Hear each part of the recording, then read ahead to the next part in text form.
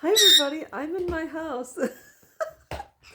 I wanted to do a video on the fact that when we deal with parental estrangement and our grandchildren are now growing up without their grandparents, I'm wondering in 20 years if they're going to do studies on this, because I don't know if you were as fortunate as I was, but I can honestly say I was blessed to have been raised with two grandmothers that absolutely loved and adored us, grandkids, all of us. We were all loved equally. We were valued. We were treasured. Being a grandma was probably my grandmother's badge of honor. Um, I can't tell you. I can go through a million and one stories of how wonderful my grandmothers were. They were loving, kind, God-fearing women. They they they instilled discipline, and I think most important, because parents get just kind of exhausted and can be short-tempered. Grandmothers aren't like that.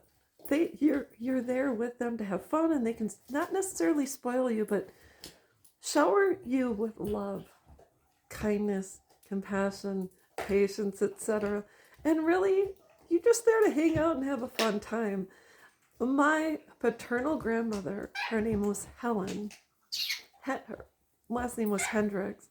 Um, she was a shorter woman.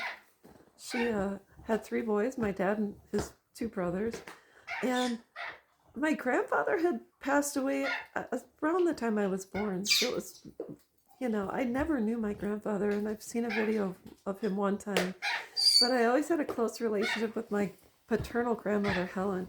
And she loved us kids. She lived for us kids. So she'd be the type to sit on the floor and read a book with you. Everything was about us. She would, I think, ride her bike. I don't know if she was driving at the time, but she would ride her bike to come and babysit us. So she loved us kids. My favorite memories with her, I can't even, her homemade popcorn, her homemade potato pancakes, which we would eat with cottage cheese. Oh my goodness. And then my maternal grandmother, Cecilia, just a blessing. Both of them blessings from God. They were incredible women. Just, uh, I couldn't say enough. They instilled discipline, love, compassion, kindness, just giving and loving, and everything about them. And I can't tell you how blessed it was to have had them in my life. My maternal grandmother lived to 100. My paternal grandmother not as long. But I can't tell you how blessed I was. And the reason I was blessed is because when it comes to having grandparents, they have answers your parents don't have.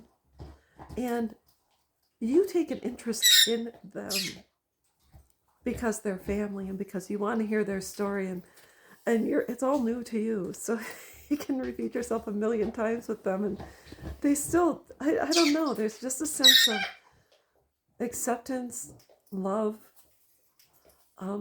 memories.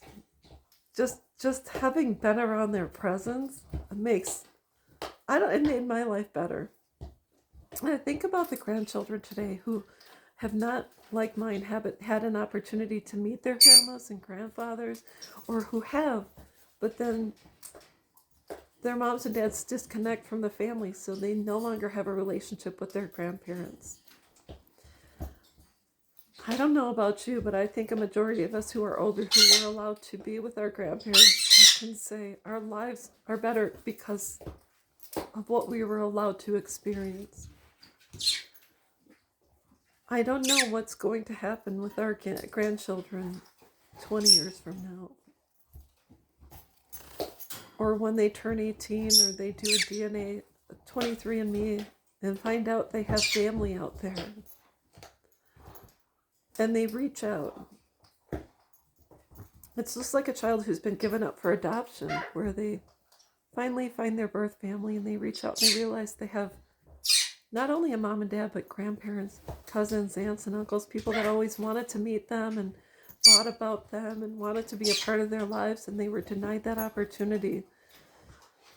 I think any parent today who keeps their child from a loving grandparent or family has to ask any adopted child,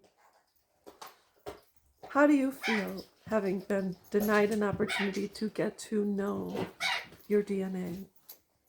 I think that's the only way we're going to know.